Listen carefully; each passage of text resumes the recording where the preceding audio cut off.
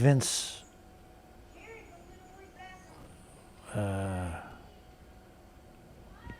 is probably, I got to know him pretty well, even though we never spent a lot of time together. But his grandson comes to my camp in baseball,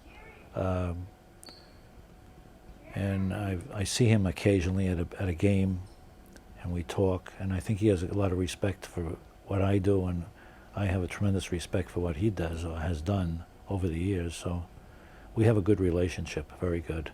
Actually, we went by there.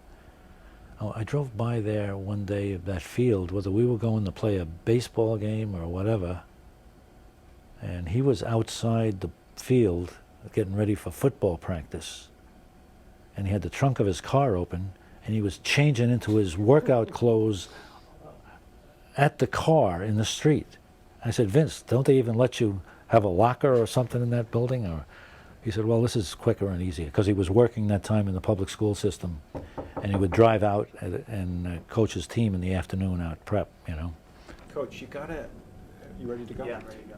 Coach, you got to tell us about your friendship and relationship with Whitey Ford, how it started and lasted the test of time. Well, I talked to him yesterday, actually. I called him up because I saw him in that on TV in that Yankee Stadium All-Star game, throwing out the first pitch, and you know, before the game ceremonies were terrific. Seeing all those old-time players, I told him I really enjoyed seeing Bob Feller out there and some of the older guys. That was better than the game. But him and Yogi and Gossage and who was the fourth guy that threw out the first pitch? There's four of them. Oh, Reggie Jackson, I think. But Whitey, I got to know him. Whitey was friendly through Huey McCool, who since passed away. My good friend Huey from St. John's and Whitey were partners in the insurance business. So he used to come in here with Huey once in a while. Huey had the account here. And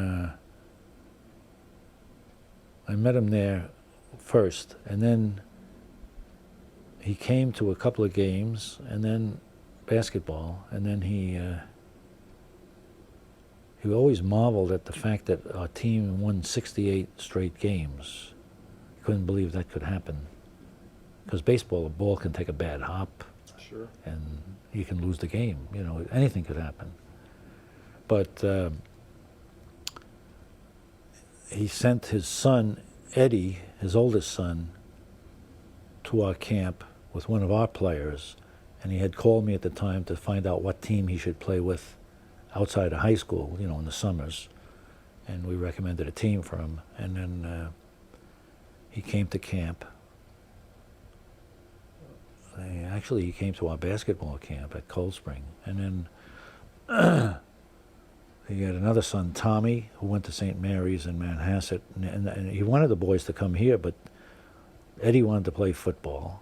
And Tommy, I'm not sure why he didn't come here, but he went to St. Mary's in Manhasset with the daughter, because I remember calling up there about him. And then the grandsons came to my camp. So I had his sons and his grandsons at camp. And that's how you get to know the person, you know.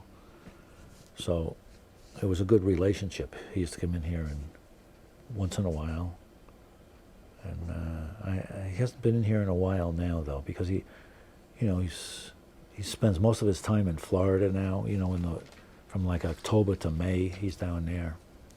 And I played golf with him and his wife and son once, I think, at North Hills at his club. But I called him just to see how he was feeling, and because he's had some of these skin cancers that I've had. Mm-hmm. And he has had a new stent put in his. He has one of those heart things. So we've just been good friends. He's a nice guy. Coach, He's just a very unassuming guy, a great natural person, a good person.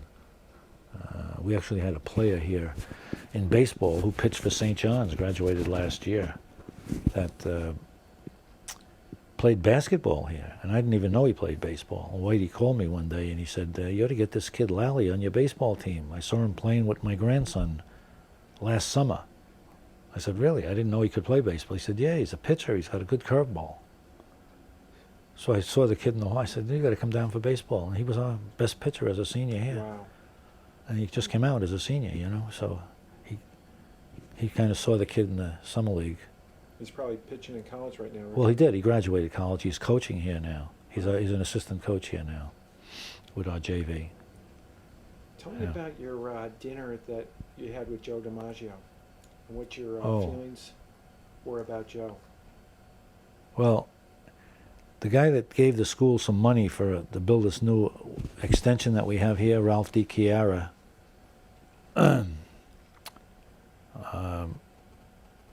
never went to college. He went to St. Anne's Grammar School and St. Anne's High School.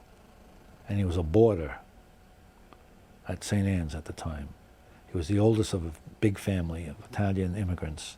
And he wound up making a great deal of money. His parents wouldn't let him go to college because he was the oldest. He had to go to work.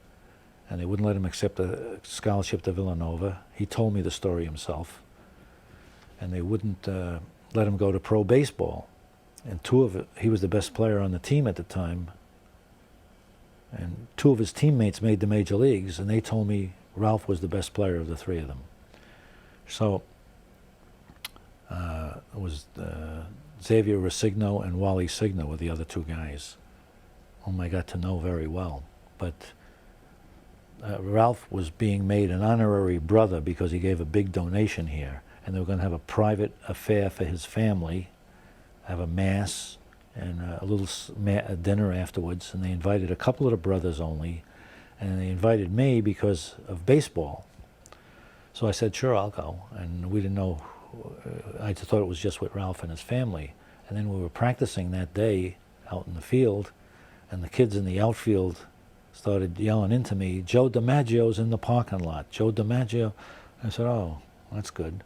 So I went back out, and because he had asked the brothers, could he bring his best friend with him?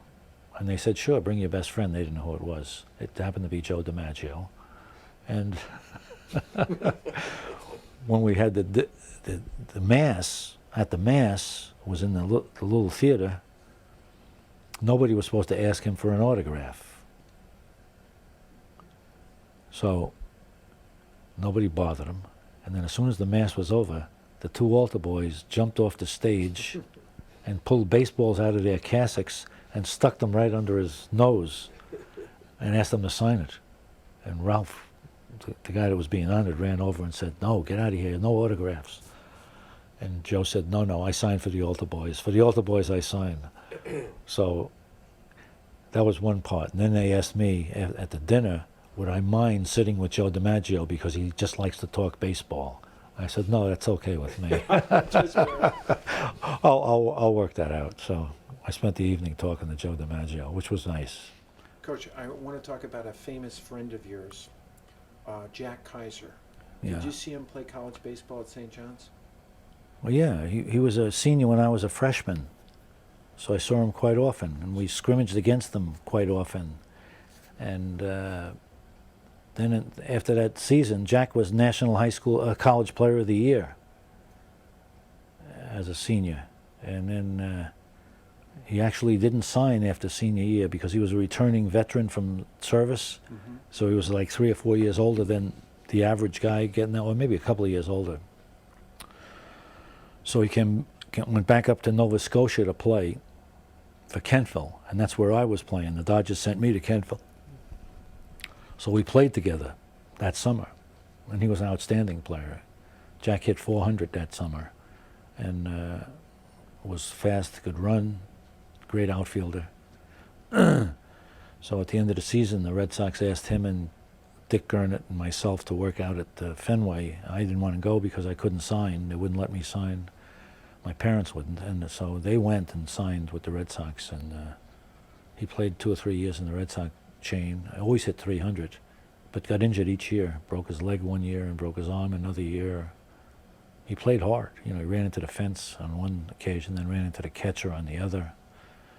But he was an outstanding baseball player and a great athlete. Played soccer, played football, played basketball. He could play everything.